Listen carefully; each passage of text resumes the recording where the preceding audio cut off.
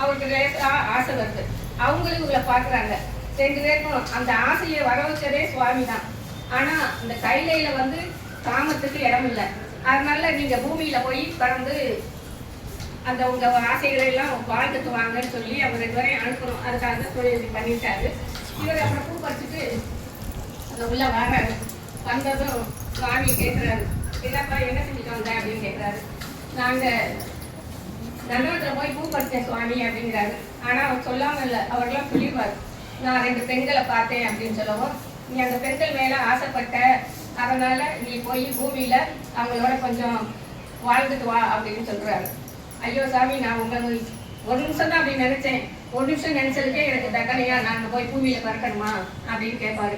ஆமா, நீ பூமியில போய் பிறந்து அவர் எடுத்து அந்த மாதவம் செய்த தென்திசை தலைக்கவும் திருத்தொண்ட தொகை தரவும். நமக்கு இந்த தென்திசைங்க நம்ம இருக்கிற இந்த தமிழ்நாடு தான். இந்த தென்திசை நல்லா வரணுங்கிறதுக்காகவும் திருத்தொண்ட தொகை அந்த நூல் நம்ம சுந்தரமூர்த்தி நாயனார் கொடுக்குறதுக்காக தான் அவருக்கு அவதாரம் கொடுக்குறாரு. இவர் வந்து இப்போ இது நாவலூர்ல சடையனாருக்கும் இசை ஞானியாருக்கும் மகனாக பிறக்கிறாரு. அவங்க அந்தனர் குடும்பம். அவங்க நல்லா அப்படி வளர்த்துக்கிட்டு இருக்காங்க. ஒரு நாள் வீதியில் அந்த குழந்தை தேர் முடிச்சு விளையாடுது. நம்ம இப்போ வந்து நடவண்டின்னு வச்சுக்கோங்க, அந்த காலத்தில் தேர் வச்சு பொறுக்குவாங்க. அந்த பிள்ளை தேர் வச்சு விளையாண்டு இருக்கும்போது அங்கே அந்த ஊர் ராஜா நரசிங்க மாயாரையர் வருவார். இவரை பார்த்ததும் இவர் அழகை பார்க்குறாரு. பார்த்துட்டு எனக்கு இந்த பையனை கற்றுக் கொடுங்கன்னு சொல்லி அவர்கிட்ட போய் கேட்குறாங்க. சரின்னு அவரும் கற்று கொடுக்குறாங்க. 2 பேரும் ராஜா கற்றும்போது மறக்க முடியுமா, அதனால அவர் கொடுக்குறாங்க. ராஜா கொண்டு போய் நல்லா வளர்த்து எல்லா 1000 கலைகள் 64 அவர் படிச்சிடறாரு. அந்த காலத்தில் பார்த்தீங்கன்னா எல்லாருமே நாயன்மார்களில் பார்த்தீங்கன்னா திருநாவுக்கரசர், ஞானசம்பந்தர் எல்லாருமே 1000 கலைகள் 64 தெரிஞ்சவங்க. அதனால நல்ல அற்புதங்கள்லாம் நிறைய பண்ணுறாங்க. நமக்கு அது என்ன கலைகள் கூட நமக்கு தெரியாது. 64 கலைகள் என்னென்னன்றது நமக்கு தெரியாது. அவங்க அப்படி இருக்கிறாங்க. பட்சியில் இருக்கும்போது அப்போ 16 வயசு வந்துருச்சான். திருமணத்துக்கு ஏற்பாடு பண்றாங்க. ஆனா இவர் சொல்றாரு, அவங்க வைதிக முறைப்படி அந்த அந்தனர் முறைப்படி அவங்க பெண் பார்க்குறாங்க. புத்தூருங்கிற ஊர்ல சடங்க விஸ்வாச்சாரியார் அப்படின்னு இருக்கிறாரு. அவர் பொண்ணைத்தான் பார்த்து பேசி முடிக்கிறாங்க. இவங்க எல்லாரும் போய் கல்யாணத்துக்கு ரெடியா போறாங்களாம். இவர் ராஜா குளத்துல ராஜா வீட்டில் வளர்ந்தவர்ல இவர் அந்தனர் தான். ஆனாலும் 2 இதாவது போறான். வைதிக குளத்துல இருப்பாரா, ராஜா குளத்துல இருப்பாரா. கடைகள் வீட்டை வச்சு ஆனா அந்தனர் மாதிரி இதெல்லாம் பண்ணிட்டு குதிரை மேல போறாங்க. அந்த வீட்டுல இருக்கிறவங்களாம் பார்த்து எவ்வளவு அழகா இருக்கா, இந்த சடங்க விஸ்வாச்சாரியார் மக ரொம்ப புண்ணியம் செஞ்சவர் அப்படின்னு சொல்லி அவங்க பேசுறாங்க. இப்போ கல்யாணம் எல்லாம் ரெடியாகி அவர் ஸ்டேட் மடமேடையில போய் உட்கார்ந்துறாரு. அப்போ சுவாமி அப்போ வரும்போது சொல்லுவார், நான் அந்த பூமியில போய் இந்த உலகத்துல மயங்கும் போது நீங்க வந்து இதை தடுத்தாட்கொள்ளணும்னு முதலே நம்ம சுந்தரர் கேட்டுக்காரு. அதனால இப்போ இவர் ஒரு ஏற்கனவே 2 பெண்களை பார்த்து வச்சுக்கிறாரு. இது 3வது பொண்ணுல, அதனால அதை கல்யாணம் பண்ண விடலான்னு சொல்லிட்டு வந்து தடுத்து நிப்பாட்ட வராரு. வந்ததும் அங்க சொல்றாரு, அவ்வளவு அழகா வர்றாரு. அவரை பார்த்ததும் இவர் ஒரு பெரிய ஆள் இப்படி வர்றாருன்னு எல்லாருக்கும் சந்தோஷம். வாங்கன்னு அவளை ரொம்ப மரியாதையா கூப்பிடுறாங்க. இவர் வந்ததும் நேரம் மாப்பிள்ள முன்னாடி போய் நிற்கிறாரு. நின்றுட்டு என்னையா அப்படின்னு சொல்லவும், உனக்கும் எனக்கு ஒரு வழக்கு இருக்கு, அந்த வழக்கை முடிச்சுட்டு நீ அதுக்கப்புறம் கல்யாணத்தை பண்ணு அப்படின்னு சொல்றாங்க. என்னையா வழக்கு அப்படின்னு கேட்குறாங்க. இல்லை, இவன் எனக்கு அடிமைன்னு ஒரு இருக்கு, அதனால அவனை வந்து அதை பாரு, நீ வந்து எனக்கு என்ன பதில் சொல்லிட்டு நீ போய் திருமணம் பண்ணிக்கோ அப்படின்னு சொல்லவும், அந்தனனுக்கு அடிமையா, இது எந்த ஊர்ல வழக்கம், எந்த ஊர்லயாவது அந்தனன் அடிமைன்னு எங்கேயுமே கிடையாது, இதெல்லாம் புதுசா சொல்றீங்க அப்படின்னா, இல்லை நான் உங்க தாத்தா எழுதி கொடுத்த ஓலையை வச்சிருக்கேன் அப்படின்னும். இவர் மேடையில இருந்து இறங்கி வந்துட்டாரு.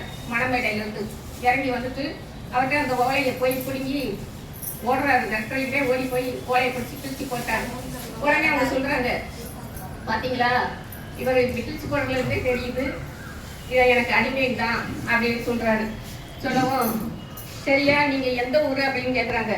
நாங்க பக்கத்து ஊர் திருவட்டை நல்லூர் அப்படிங்கிறாங்க. அந்த ஊர்ல தான் பெரிய இவங்கெல்லாம் இருக்காங்க, அங்கே போய் நம்ம பஞ்சாயத்தை வச்சுக்கிடுவோம் வாங்கன்னு சொல்லி மாப்பிள்ளை வீட்டுக்காரு பொண்ணு வீட்டுக்காரு ஒரு சாமி மட்டும் முதல்ல முன்னாடி வராரு. வரவும் அங்கே போகிறாங்க. போனதும் அங்கே எல்லாரும் கேட்குறாங்க, என்னையா பஞ்சாயத்து அப்படின்னு கேட்கும்போது சுவாமி சொல்கிறாரு, இவன் வந்து எனக்கு அடிமைன்னு சொல்லி அவங்க தாத்தா ஒரு ஓலை எழுதி கொடுத்துருக்காங்க, அதான் நான் இவனை அடிமையை நீ சொல்கிறேன், வந்து எனக்கு பணி செய்யணும் அப்படின்னு சொல்கிறாரு. இது என்ன புதுசாக இருக்குது, எந்த ஊரில் அந்தணனுக்கு அந்தணன் அடிமை இருக்குது அப்படின்னு கேட்பாங்க. இந்த பாருங்க நான் ஓலை வச்சுருக்கேன். ஆனால் ஒன்று, இவன் நான் அந்த முதல் ஓலையை கிழிச்சிட்டான், இப்போ இன்னொருத்த ஓலை எடுப்பேன், அதையும் அவன் கிழிச்சிட மாட்டான்னு சொன்னீங்கன்னா நான் அவனை எடுத்து காமிக்கிறேன் அப்படின்னு சொல்லுவார். சரின்னு சொல்லி அவங்க நாங்கள் அதெல்லாம் பண்ண மாட்டான், நீங்கள் அந்த ஓலையை எடுத்து காமிங்க அப்படின்னு சொல்கிறாங்க. இவர் எடுத்து காமிக்கிறாரு. சரி, அது அவர் தாத்தா கையெழுத்து தானே, எப்படின்னு தெரியும் அப்படின்னா அவனை கேளுங்கன்னு கேட்டபோது அவனுக்கு அவர் தாத்தாவே தெரியாது, அவர் கையெழுத்து எப்படி அவனுக்கு தெரியும் அப்படின்னு சொல்லிட்டு முந்தி ஆவணங்கள்லாம் வச்சுருப்பாங்களாம், ஒவ்வொருத்தருடைய ஆவணங்கள் இப்போ நம்ம இதுலாம் வச்சுருக்காங்களா, அது மாதிரி அந்த காலத்துல எப்படி ஓலையில் எழுதி வச்சுருப்பாங்களாம். அந்த ஓலையில கையெழுத்து எப்படி இருக்குன்னு பார்த்து அந்த கையெழுத்து இந்த கையெழுத்து ஒத்து வந்தா சரின்னு சொல்லுவோம்னு சொல்லி அதை மாதிரி அவர் தாத்தா எழுதின ஓலை இருக்குமா, அதை வாங்கிட்டு வந்து பார்த்தா ரெண்டும் சரியா இருக்கு. அப்பெல்லாம் இது அவர் எழுதி கொடுத்தது உண்மைதான், நீ அப்போ அவருக்கு போய் பணி செய்ய சொல்லி பஞ்சாயத்து சொல்லிட்டாங்களாம். சரின்னு சொல்லி ஒரு பின்னாடியே வர்றாரு. அப்போ எல்லாம் கேட்பாங்க, நீங்கள் எந்த ஊரியா அப்படின்னு கேட்டால், நாங்கள் உங்களை பார்த்ததே இல்லை எந்த ஊரில் அப்படின்னா, உங்கள் வீடு எங்கே இருக்குது அப்படின்னு கேட்பாங்க. இந்த ஊர்லேயே பெரிய வீடு தான் எங்கள் வீடு அப்படின்னு சொல்லிட்டு போகிறாரு. எல்லாரும் பின்னாடி போகிறாங்க. அப்போ சுவாமி அந்த கோயிலுக்குள்ளே போயிடுவாங்க. போனதும் பாதி பேர் வெளியே நிற்கிறாங்க, கூட ஒரு கொஞ்சம் பேர் தான் வர்றாங்க. இப்போ அவர் பாப்பாரு, ஐயா ஐயா என்னன்னு கேட்குறாரு. உள்ளே போனவரு அப்படியே மறைஞ்சிட்டாரு. இவர் எங்கடா சுவாமி இப்போ வந்தவர் கூட வந்தவர் ஆளை காணமே அப்படின்னு பார்க்கும்போது சுவாமி வந்து அங்கே அம்பாலோட காட்சி கொடுக்குறாரு. அப்போ சொல்லவும், என்ன நீ என்னை மறந்துட்டியா, நீ தானே அந்த உலக வாழ்க்கையில் மயங்கும் போது என்னை தடுத்தாட்கொள்ள வேண்டும் சொன்னேன், அதனால நான் தான் வந்தேன்னு சொல்லவும் அப்போதான் அவருக்கு ஞாபகம் வருது, நம்ம அங்கே கையிலையில் இருந்தவர் நம்ம அப்படி வந்தோம் அப்படின்னு நமக்கு அப்போ தான் ஞாபகம் வருது. நல்ல வேலை சாமி போய் வந்து எனக்கு தடுத்தாட்கொண்டீங்க அப்படின்னு சொல்லவும் அப்போ அவர் சொல்கிறாரு, நீ என்னை பாடு, எனக்கு பாட்டு தான் பிடிக்கும் அப்படின்னு சொல்கிறாரு. சாமி, உங்களை எப்படி நான் பாட முடியும், என்ன தலைப்புல நான் பாடுறது அப்படின்னு எனக்கு ஆரம்பிக்க தெரியலையே அப்படின்னு சொல்றாரு. என்னை திட்னே இல்லை, பித்தான்னு திட்னே இல்லை, அந்த பித்தாங்கிற வார்த்தையை வச்சே பாடு அப்படின்னு சொல்றாரு. பித்தா பேரை சூடி பெருமாளே அருளாலா எத்தால் மறவாதே நினைக்கின்றேன் மனத்துன்னை வைத்தாய் பெண்ணை பெண்பால் வெண்ணை நல்லூர் அருள் துறையுள் அத்தா உனக்கு ஆளாயினேன் அல்லேன் எனலாமே அப்படின்னு பாடாரு. பாடிட்டு இருந்து நீ எல்லா வாழ்க்கையும் அனுபவிச்சுட்டு அதுக்கப்புறம் நீ அங்கே வான்னு சொல்லிட்டு சுவாமி போயிடுறாரு. அதுக்கப்புறம் அவர் அங்கேருந்து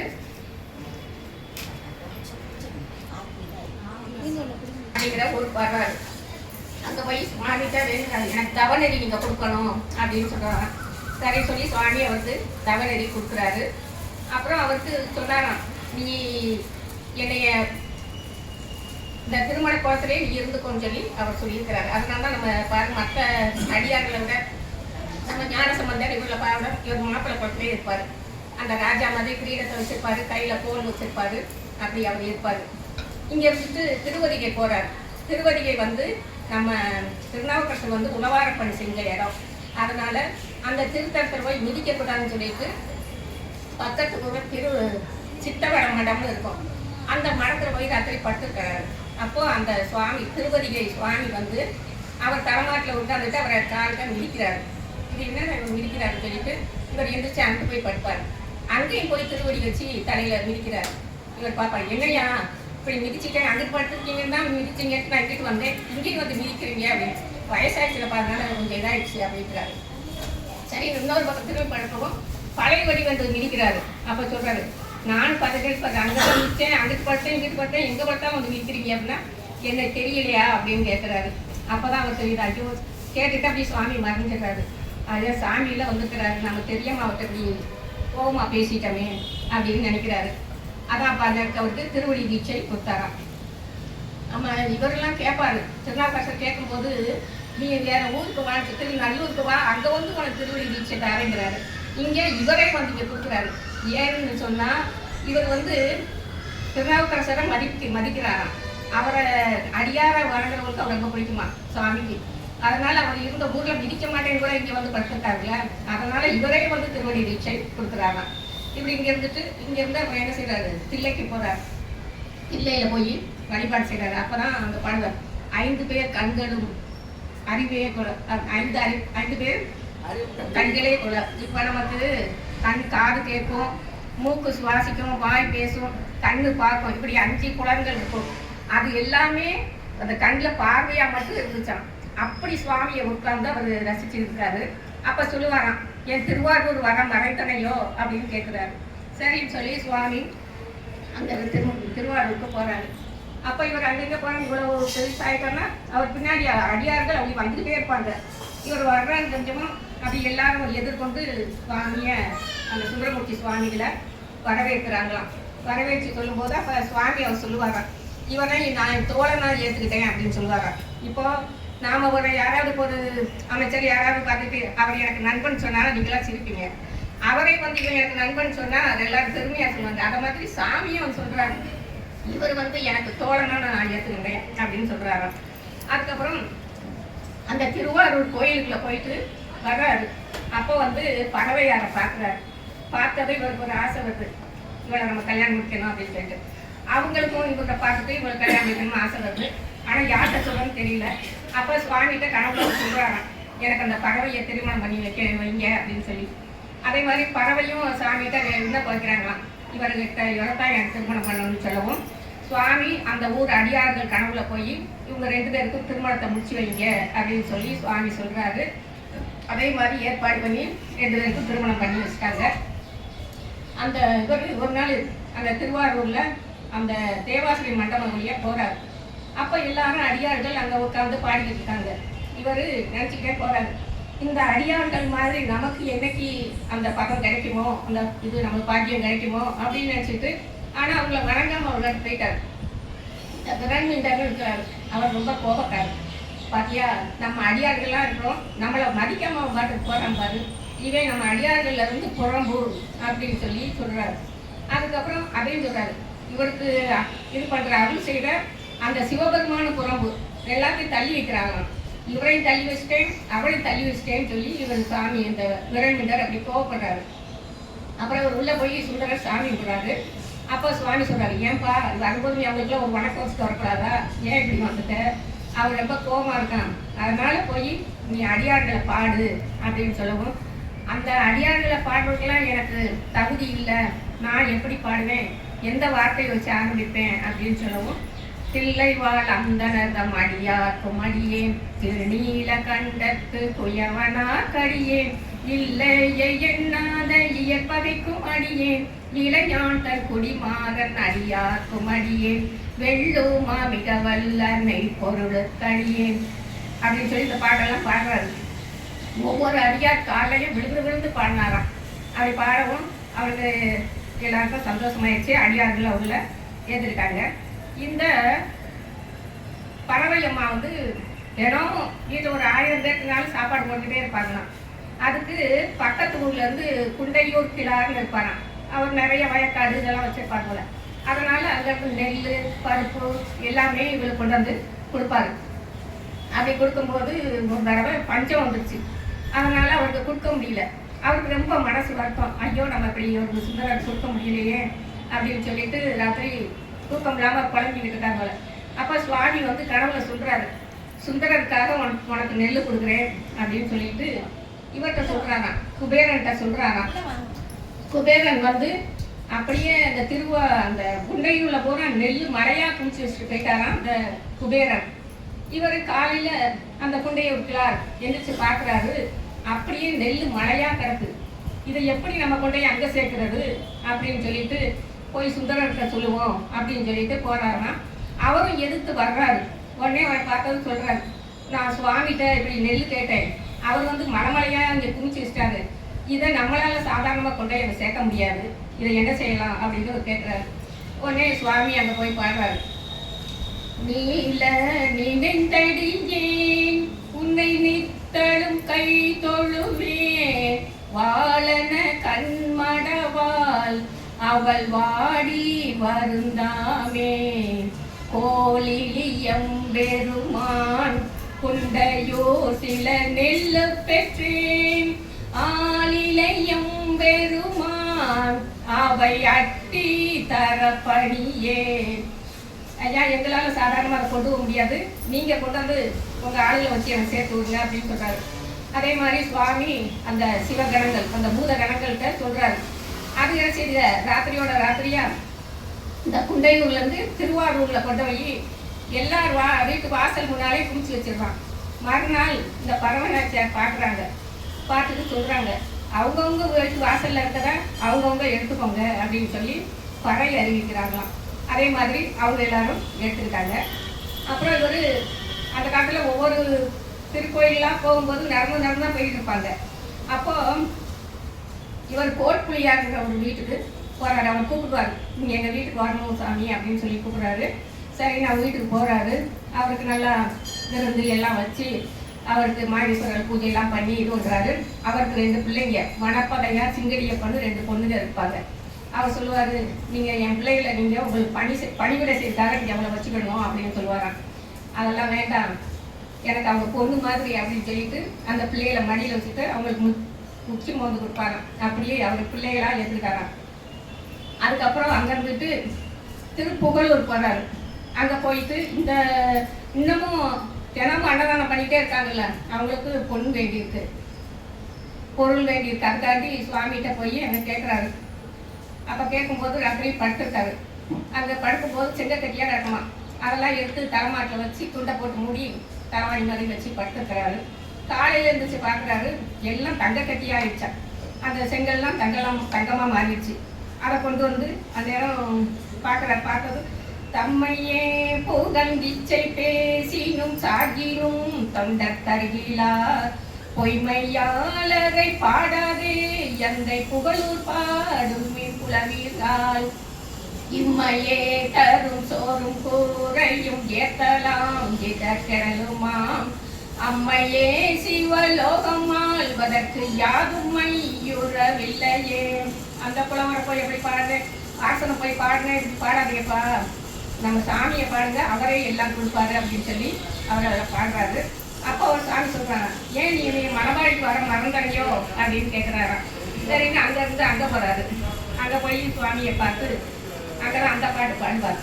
பொன்னார் மேனியனே கூலி தோலை அரை கசைத்து மின்னா செஞ்சதை மேல் மீளி கொன்றை அணிந்தவனே மண்ணே மாமணியே மால பாடியுள் மாணிக்கமே அண்ணே உன்னை அல்லால் இனி யாரை நினைக்கிறேனே அப்படின்னு 10 பாடல் பாடுறாரு. அப்புறம் அங்கே இருந்துட்டு திரு பாச்சிலாச்சலமும் வர்றாராம். அப்புறம் திரும்போதுகுன்றம் போகணும்னு போகிறாரு. அவருக்கு பாதை தெரியல. இப்போ எங்கே போகணும்னு யோசிக்க, அப்போ நடந்தாலும் போகணும். இங்கெல்லாம் அங்கே என்ன பஸ் இருக்கா இருக்கா நடந்தால் போயிட்டு இருப்பாரு. இது பாதை தெரியலேங்கும் போது இந்த சுவாமியே ஒரு ஆள் மாதிரி வர்றாரு. ஏறி மாதிரி வந்துட்டு இந்த பக்கம் தான் இருக்க வான்னு கூப்பிட்டு போகிறாரு. அங்கே கூப்பிட்டு போனால் கூடலை ஆற்றுறான். நீ இந்த ஊருக்கு வரணும் தான் உன்னை கூப்பிட்டு வந்தேன் அப்படின்னு சொல்லிட்டு எங்கே போனாலும் அவர்கிட்ட ஒரு பாட்டு வாங்கணும், அதுக்காண்டி தான் அங்கே போய் ஒரு பதியம் பண்ணுறாரு. அதுக்கப்புறம் தான் சொல்கிறாரு, திருமுதுகுன்றம் அங்கே இருக்குது அப்படிங்கிறாரு. சரின்னு அங்கே போய் அங்கேருந்து சாமி தான் பொண்ணு கேட்டுகிட்டே இருப்பார் சாமி. ஏன்னா அந்த பரவநாச்சியார் வந்து எல்லாருக்கும் சாப்பாடு போட்டுட்டாண்டி. இப்போ இங்கேயும் போய் சாமி கேட்குறாங்களாம். 12,000 பொண்ணு கொடுப்பாராம். அதை என்ன செய்கிறது, நான் எப்படி சம்மந்துட்டு போவேன், நீங்கள் ஆற்றுல போது நான் போய் குளத்தில் எடுத்துக்கிறேன் அப்படின்னு சொல்கிறாரு. அதே மாதிரி அந்த திருமுதுகுன்றத்தில் குளத்தில் போட்டுறாரு சாமி. இவர் இந்த ஊருக்கு வர்றாரு.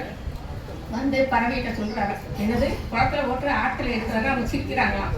இல்லை சாமி சொன்னாரு, அங்கே போட்டாரு, ஆற்றுல போட்டு குளத்தில் போட்டு சொன்னேன்னா ஆற்றுல போட்டு குளத்தில் எடுக்கிறது, ஆற்றில் இது குளத்தில் எடுக்கிறது. அந்த திருவாரூர் குளத்தில் கமலாலயம் குளத்தில் போட்டு இங்கே வந்து திருவாரூரில் வந்து எடுக்க சொல்கிறாரு. சரின்னு சொல்லி இவர் அங்கே போய் அம்மா கூப்பிட்டு வந்து பார்க்குறாரு. இவர் ஒரு பாட்டு பாடுறாரு, கிடைக்கவே இல்லை. உடனே அந்த பறவை நாச்சியார் சிரிக்கிறாங்களாம். என்னமோ நீ சொன்னியே குளத்துல ஆற்றுல போட்டு குளத்துல எடுக்கிறேன்னு சொல்லி அப்படின்னு சொல்லவும் சாமி என்ன செய்கிறாரு, இவருக்கு இன்னொரு பாட்டு பாடுறதுக்காண்டி தான் வெயிட் பண்ணுறாரு. திரும்ப இன்னொரு பாட்டு பாடவும் உள்ள முங்கி எடுக்கிறாங்க. அந்த 12,000 பொருள் கிடைக்குது. அதை கொண்டே படி கொடுத்து அவங்க அந்த அம்மா எல்லாத்தையும் பண்ணுறாங்க. அண்ணன் ஒரு பதியம் பாடுறாராம், பொன் செய்த மேனி நீர் அப்படின்னு சொல்லி பாடுறாரு. திருக்குறுகாவூர்னு அந்த ஊருக்கு போறாங்க. அங்க போயிட்டு இருக்கும்போது ரொம்ப பசியோட உட்கார்ந்துட்டாங்களாம். அப்போ சுவாமியே கொதிச்சோறு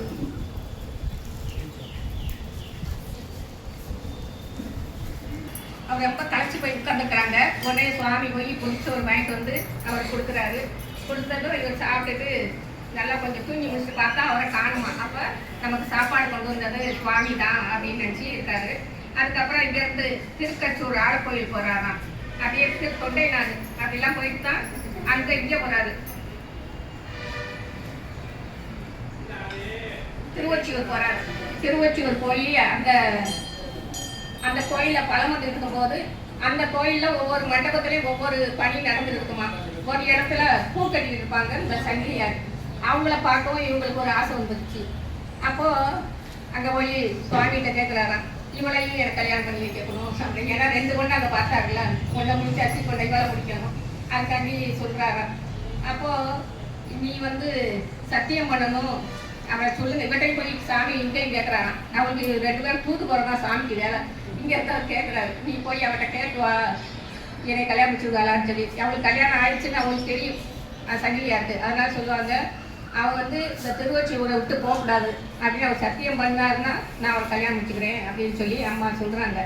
சரின்னு சொல்லிட்டு இவர்கிட்ட வந்து சொல்றாரு, சுந்தரர்கிட்ட சொல்றாரு, நீ இந்த திருவொற்றியூரை விட்டு போகலன்னு சொன்னா தான் உன்னை கல்யாணம் முடிக்கங்கிறாங்க, எனக்கு சத்தியம் பண்ணணுமா அப்படிங்கிறாரு.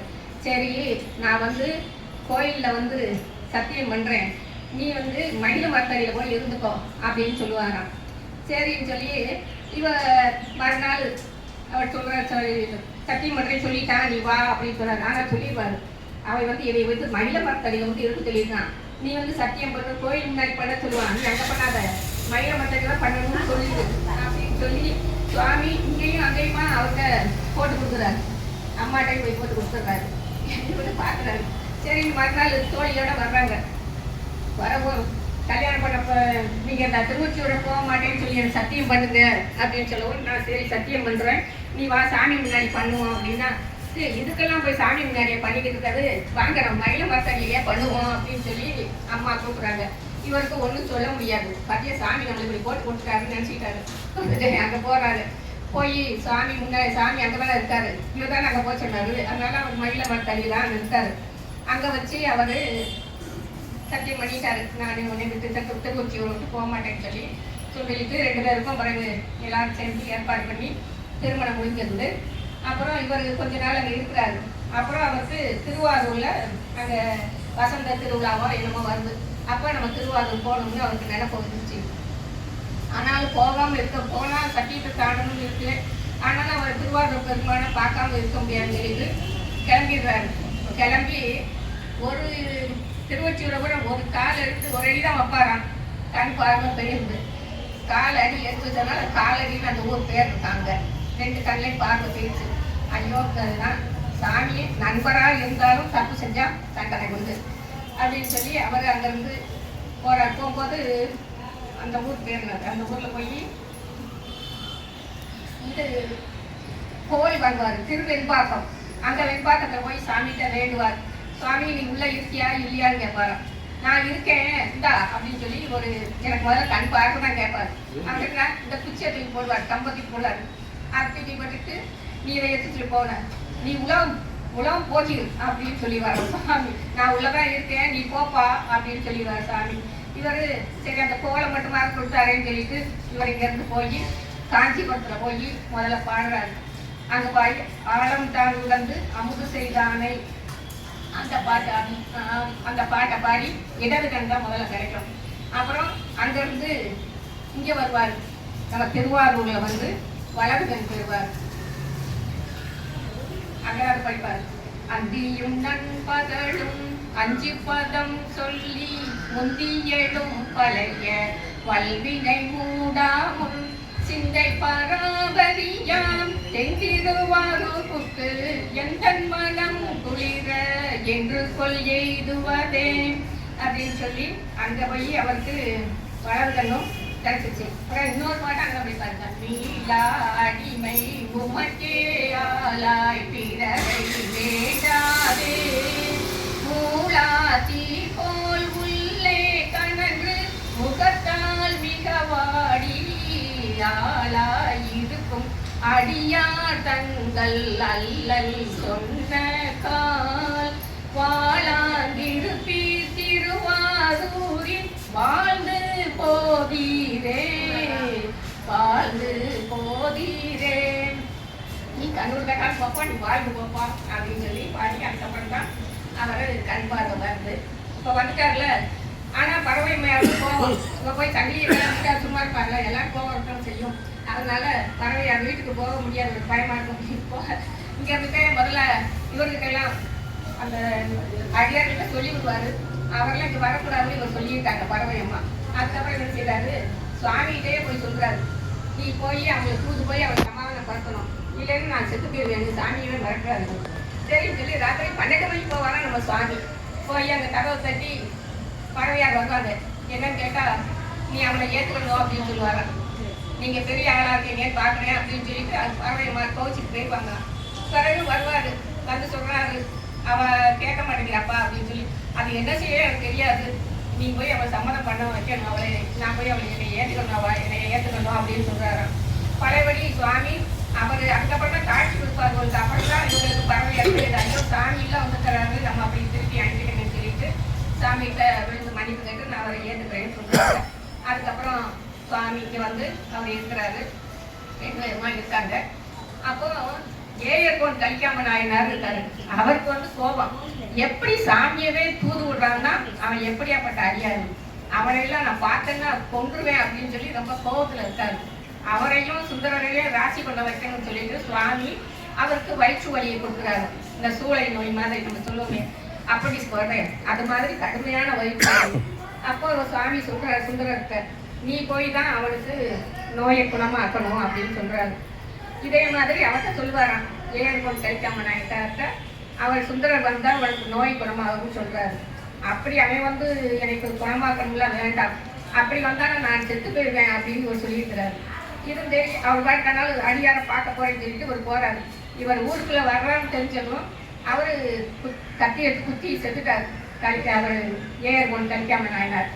ஆனால் வீட்டுக்கு போறாரு, அவங்க மனைவி எல்லாம் கூப்பிட்டு அவங்கள இது பண்ணி பார்க்குறாங்க. அப்புறம் எங்கன்னு கேட்டால் அவரை நீங்கள் வர்றேன்னா உங்களை பார்க்கக்கூடாதுன்னு சொல்லிட்டு குத்திட்டாரு அப்படின்னு சொல்லவும் இவர் போய் அந்த குத்தி எடுத்து, அப்போ என்னையுமே எனக்காக அவர் இறந்துட்டாரா, என்னைய பார்க்கக்கூடாதுன்ட்டு, அப்போ நானும் இருக்கக்கூடாது அப்படின்னு சொல்லிட்டு அவர் அந்த கத்தி எடுத்து குத்த போவார். அப்போ சுவாமி வந்து தடுத்து அவரையும் எழுப்பி விட்டு அப்புறம் 2 பேரும் நண்பர்களாக ஆகிடுறாங்க. அதுக்கப்புறம் இங்கேருந்து சேர நாட்டுக்கு போறாரு. அங்கே சேரமான் பெருமாள் அவர் ரொம்ப அவர் பக்தியா இருப்பார். அவரெல்லாம் பூஜை பண்ணும்போது அந்த சுவாமி வந்து சலங்க சத்தம் அவர் கொடுப்பாராம். அதை கொடுத்தா தான் அவர் பூஜையை நிறைவு பண்ணுவார். பூஜை முடிகிற நேரம் அவர் சாமி அந்த சலங்கை கால் ஆட்டி காண்பாராம். அப்படி ரொம்ப பக்தியா இருப்பார். ஒரு நாள் அந்த சத்தம் கேட்கலன்னு அவரே குச்சியில் போவார். அப்புறம் சொல்லவும் என்னன்னு கேட்குறாரு, நான் சுந்தரர் பாடிக்கிட்டு இருந்தான், அந்த பாட்டில் கொஞ்சம் நேரம் மயங்கிட்டேன் அப்படின்னு சொல்றாரு. அப்படியா, அந்த சுந்தரரை நான் பார்க்கணும்னு இவர் நினைச்சு அப்புறம் அவர் தான் முதல்ல இங்கே வருவார். அவங்க அரசர்னாலும் கூட பல பரிவாரங்களோட வந்து சுந்தரரை பார்த்து அவர்கிட்ட அவங்க கூட இருப்பார். 2 பேருமா சேர்ந்து மதுரை எல்லாமே சுற்றி பார்த்தாங்களாம். அதுக்கப்புறம் அவர் சொல்லுவார், நீ சேர நாட்டுக்கு வரணும்னு அவர் இவரை கூப்பிடுறாரு. சரி இவங்க அங்கே இன்னொரு அங்கேருந்து போகிறாரு. அங்கே போய் அவரை ரொம்ப வரவேற்று நீங்கள் இந்த அரசு பொறுப்போட ஏற்றுக்கோங்கன்னு சொல்லுவாராம் சுந்தரரை. எனக்கு அதெல்லாம் வேண்டாம் அப்படின்னு சொல்லிட்டு அந்த 2-3 நாள் இருந்துட்டு வரும்போது அவர் நிறைய பொண்ணும் பொருளும் கொடுத்துட்டு வருவார். வரும்போது என்ன செய்யறாரு சுவாமி, இப்போ எதமாவது நம்ம ஒன்று வாங்கினோம்னா நம்ம பெற்றவங்க நாங்கெல்லாம் வாங்கியிருக்கேன்னு சொல்லணும். நம்ம இப்போ அப்படியே நம்ம பிள்ளைய சொல்லாது என்ன வாங்கியிருக்கான்னு சொல்ல மாட்டாங்க. இவர் அதே மாதிரி என்னதுனாலும் சாமிகிட்ட தானே கேட்டு கேட்டு வாங்குவாரு. இப்போ இவர் கொடுத்துட்டாங்கல்ல, நான் இப்படி இவர்கிட்ட வாங்கினேன்னு சொல்லி காமிக்கணும்ல, அவங்க சொல்லி காமிக்கல. அதனால என்ன செஞ்சுட்டாரு, இந்த பூதகணங்களை எல்லாம் திருடர்கள்ட்ட வேடர்கள் மாதிரி அனுப்பி விட்டு அவர் கொண்டு வந்த பொண்ணும் கொள்ளையடிக்க வச்சுட்டாரு. இவர் அவங்ககிட்ட அள்ளிட்டு போயிட்டாங்க சுந்தரர்கிட்ட இருந்து. இவர் இந்த திருமுருகன் பூண்டின்னு அந்த ஊர்ல போய் அவங்க போய் அங்கதான் பறிச்சுட்டு போயிட்டாங்க. அப்போ போய் அந்த சாமிகிட்ட கேட்பாரு, நீங்க இங்க எதுக்கு இருக்கீங்க, எங்க பொருளெல்லாம் கொள்ளையடிச்சுட்டு போயிட்டாங்க, நீங்க இதை பார்த்துக்கிட்டு இருந்தீங்க அப்படின்னு சொல்லி கேட்கறாரு. அங்க ஒரு பதிகம் பாடுறாரு. புத்தூருக்கு அந்த பாட்டோட பதிகம் பாடவும், ஒடுகு வெஞ்சில அந்த பாட்டை பாடவும். அதுக்கப்புறம் அந்த பொருளை அவருக்கு கிடைச்சிட்டான். அதுக்கப்புறம் அங்க இருந்துட்டு வரும்போது அவினாசின்னு ஒரு ஊர்ல வந்து ரெண்டு வீட்டில் ஒரு வீட்டில் உபநயனம் நடக்குது, ஒரு வீட்டில் அம்மா அப்பாவும் அழுதுகிட்டு இருக்காங்க. அப்போ அவர் கேட்பார், என்ன விஷயம், இந்த வீட்டில் அங்கே உபநயனம் நடந்துருக்கு, இந்த வீட்டில் ஏன் அழுகுறாங்க அப்படின்னு கேட்கும்போது, ரெண்டு பையங்களும் ஒரே வயசு பையங்க. இந்த பையன் ஒரு 5 வயசு இருக்கும்போது அந்த குளத்துல போய் குளிக்கும் போது முதல்ல முழுங்கிருச்சு. இப்போ அந்த வீட்டு பையனுக்கு உபநயனம் நடக்குது. இப்போ நாங்கள் இருந்தால் என் பையனுக்கு பண்ணியிருப்போமே அவங்க நினைச்சு அழுதுட்டு இருக்காங்க அப்படின்னு சொல்லவும் அவங்கள கூட்டிகிட்டு போய் அந்த குளத்து கரையில் போய் நின்று ஒரு பதிகம் பாடுறாரு. முதல்ல அந்த குளத்துல தண்ணி வருது, அதுக்கப்புறம் அந்த முதலை வருது. அந்த முதலை வாயிலிருந்து இப்போ அந்த பையனுக்கு என்ன வயசு இருக்குமோ அந்த வயசு பையன் வர்றான். அதை பார்த்ததும் அவங்க பெற்றோருக்கு ரொம்ப மகிழ்ச்சி. அவங்க வாங்கி அப்படியே கொண்டுட்டு போகிறாங்க. அதுக்கப்புறம் திருவஞ்சை களத்துக்கு போகிறாரு நம்ம சுந்தரர். அங்கே போய் சுவாமியை வழிபட்டு இருக்கிறாரு. அப்போது சுவாமி வெள்ளை யானையை அனுப்பி விடுறாரு. அது பேர் ஐராவனம். இந்திர வச்சுக்கிறது ஐராவதம், இவர் வச்சுக்கிறது ஐராவனம். 1000 தந்தங்கள் இருக்குமா. அந்த யானை சுவாமியை, இந்த சுந்தரமூர்த்தி சுவாமிகளை கூப்பிட்டு போகுது. இதை இவர் போகும்போதே அங்கே இவர் சேரமான் பெருமான் அவருக்கு தெரியலாம் சுவாமி போகிறாருன்னு தெரிஞ்சிருச்சு. அவர் என்ன செய்றாரு, குளிச்சுக்கிட்டு ஒரு தோணுச்சான். உடனே ஓடி வந்து ஒரு தெளிவு நம்ம ஒரு நேரம் நினைப்போம், இவங்க நேரம் வருவாங்களா நினைப்ப திடீர்னு நம்ம நிற்பாங்க. அந்த மாதிரி அவருக்கு உடனே அவர் அடுத்து குதிரை வச்சிருக்காரு, வெள்ளை குதிரையில். அந்த குதிரை காதில் சொல்லுவாங்க அந்த நமசிவாய மந்திரத்தை சொல்லவும் அந்த குதிரை அப்படியே பறந்து வருது. இவர் யானையில் மேலே போயிட்டு இருக்காரு.